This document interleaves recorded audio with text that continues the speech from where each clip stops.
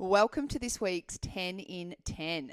So let's dive straight in. Question number 1. At what age do you stop measuring the amount of milk a baby is drinking if formula feeding? Now, I may be misinterpreting this question, but arguably I would say you never necessarily have to measure the amount that your baby's drinking, because how much they drink is going to change at every single feed every single day. I mean, in some cases, babies will often drink the same amount, but then there might be days when they drink less. It's just like you or I. Some days we eat more, some days we eat less. So, I mean, it's a good idea just to have a total overall understanding-ish of how much your baby's having. But as long as they're happy and settled and putting on weight, the volume that they're taking in is irrelevant. So, because it's going to change from baby to baby. If it helps you with just, keeping in track and knowing how much they're having, you can just take note roughly how much they have at each bottle. But overall, it's just all about feeding to hunger. It's not about ticking off a certain amount of meals or making sure your baby has 200 mils like the tin says or wherever you're at. It's just about going by hunger. If they're putting on weight, wet nappies and happy, then feeding volume is actually irrelevant. Number 2, how to resettle bub who wakes up and doesn't want to go back to sleep wanting to play at night. Any cot resettling tips when they are moving a lot and upset? Declan is 9 months. Thank you. So I think the biggest thing to look at here is, yes, resettling is obviously something that you want to be able to do, but more to the point, I would want to know why these really long periods of awake time are happening. Now, usually it's a routine misalignment somewhere where babies are either having too much sleep or they're waking potentially overtired. So that's one of the causes. There are some other things that are going on. Another one can be development. Or if they're uncomfortable or sick, things like that can obviously come into play. They tend to be transient. Same with development. So doing a overall stock take, I guess, and a bit of an analysis on how much sleep Declan's having and making sure that it's aligned with what's appropriate for his age. So if you haven't already, make sure to check out the 9-month routine and even consider looking at the routine before 9 months and the routine after 9 months and see if starting to or like readjusting things helps with these extended the nighttime wakes, because that's probably the biggest thing, is that if he's having these extended nighttime wakes, if we can prevent them, that's the best thing. In terms of resettling, sometimes when our babies have these long wakes, it's futile, I think that's the right word, to try and resettle them. Often they just need to build up that sleep drive and pressure again. And so you actually say patting or all of the things isn't necessarily making sleep come sooner. That sleep drive just has to build. But if your baby's unhappy in you not being present, so if you leave the room, then a present settling is just what you need. So if just to be that presence and to keep bub happy, or even, just a patting of the mattress or something like that. So I guess what I'm saying is that look at why these extended nighttime wakings are happening first, and then if it's a resettling thing where Declan doesn't want you to leave the room, I would try either responsive settling or present settling. Number 3, when is the best time to transition baby from bassinet to cot? I would say it's at a time that suits you best. So in terms of SIDS and safe sleeping, the recommendation is that babies room share for the first 6 to 12 months. Now, for some people, they like to bring in the cot into their room to extend that. Otherwise, a huge thing for moving from the bassinet to the cot, a big trigger, is when your baby grows out of the bassinet. I know we had Georgie in the bassinet for as long as possible, just because it was it was easy to have her in the room and close enough there for us to be able to settle or feed or whatever was going on. We initially started with the cot in our room, but that changed pretty quickly because she was all of a sudden really close, and I just found I was listening and hearing and waking to all these unnecessary sounds. So we moved her into her room about 6 months from memory. So that would be the biggest thing when bub grows out of the bassinet, or when you simply are ready for that change to happen. If bub's too noisy, I'm going to talk about this point in a little bit, but there's no right or wrong age other than the fact that bringing in sooty and safe sleep, it is recommended that baby is in the same room as you for the first 6 months.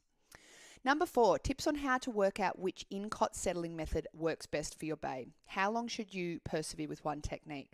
I really like this question because when you are doing something different than what you had been previously doing, trying it for a couple of minutes isn't going to be long enough to really test it. I think one of the best things that you can do is to, sorry, my husband just popped in then. One of the best things that you can do is even consider trying one technique for a whole day for all naps, resettles, bedtime, etc.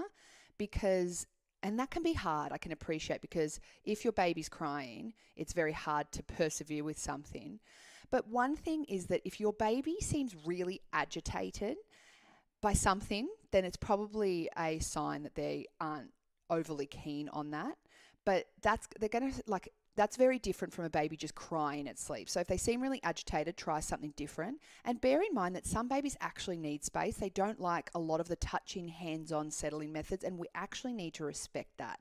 So to answer the question, I would say if you can try and be persistent, as long as they're not agitated in one technique for a day before deciding, or at least half the day before deciding that it's worked or not, that would be my best tip. Number 5. Is that right? Number 5. Yes. Is it possible to have a fast, forceful letdown without feeling it as a breastfeeding mum? I can't recall ever feeling a letdown. Absolutely. Not every woman will feel a letdown. And so for the women who do, you might feel like a tingling sensation, something like that. You can actually feel the milk leaving the breasts, but not every woman experiences that, but that doesn't mean that there's not milk transfer happening.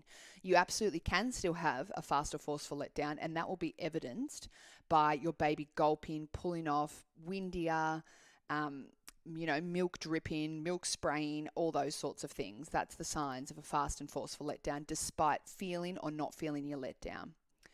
Number 6, how do you get bedtime to be a long sleep time and not just a nap? Lennox is 5 months old and will only sleep for half an hour when he goes to bed.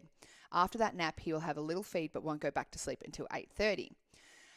Will then sleep until 4 a.m. or longer. I have tried different awake windows, shorter awake windows, later bedtime, earlier bedtime, etc.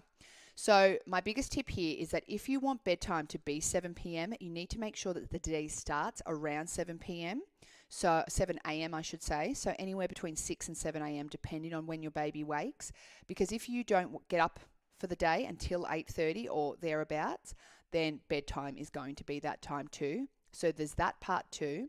The other thing that you've got the option of doing, there's a lesson inside the portal on how to bring bedtime forward. With that lesson, you're going to learn how to incrementally bring that bedtime forward so that Lennox is recognizing that bedtime is actually at that 7 o'clock time. But you also have to make sure on the other end is that if he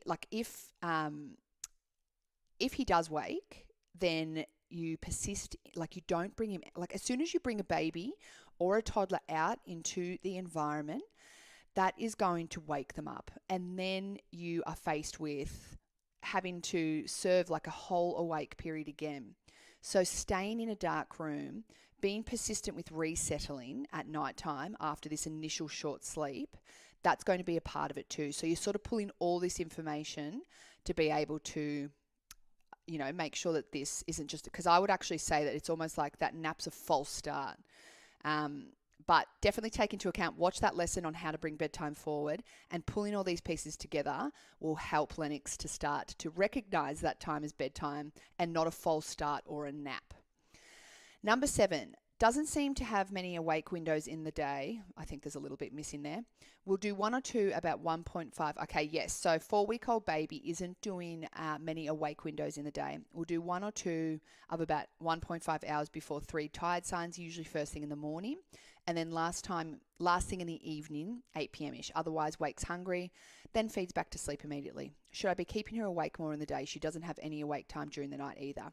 Definitely don't recommend awake time during the night. They don't, it's feed and sleep at night time. So first things first, I'll talk about that.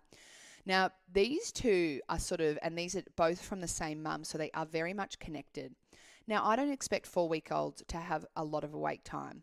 However, what I want you to consider is how much day sleep your baby is getting.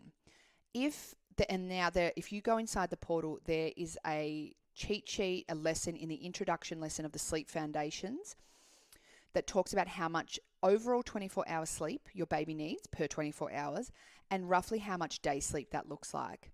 If your baby is exceeding that, then that is going to lead into struggling to sleep at night, because there is still, even for a newborn baby, there's only so much sleep a baby or a toddler needs. And if your baby is sleeping all day, then that's going to lead to more wakefulness at night and difficulty in getting them to sleep at night. And this sounds like a real classic day and night reversal, which is also a lesson in the portal on day and night reversal.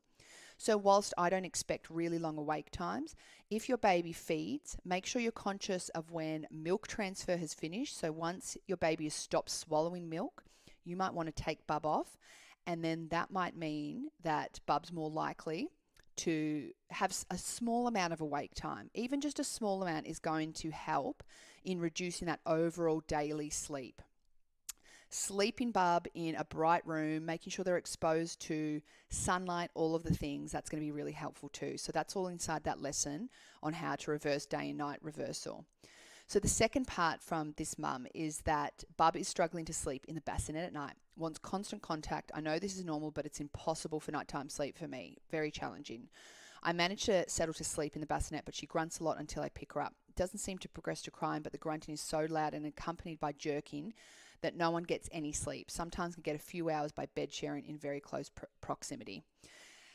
Any tips on getting any amount of sleep without breaking all Sudi recommendations? So the answer that I spoke about before, and even about Lennox in question number 6, is going to apply here too. So there's a little bit of a theme today, in that in order to have earlier bedtime and, for babies, young babies, newborns, to really recognize day from night, having a consistent start to the day that's earlier in the day. Doesn't have to be 7 for a newborn especially, but even if you start the day by 8, have a little bit more awake time. So bring a little bit more awake time into the day. Do an overall stock take of how much sleep bub is having in day sleep, and then looking at whether or not that might be eating into the night sleep. These are all really important things to do when it comes to even settling at night. The other thing to keep in mind is that newborns spend 50% of their time in light sleep.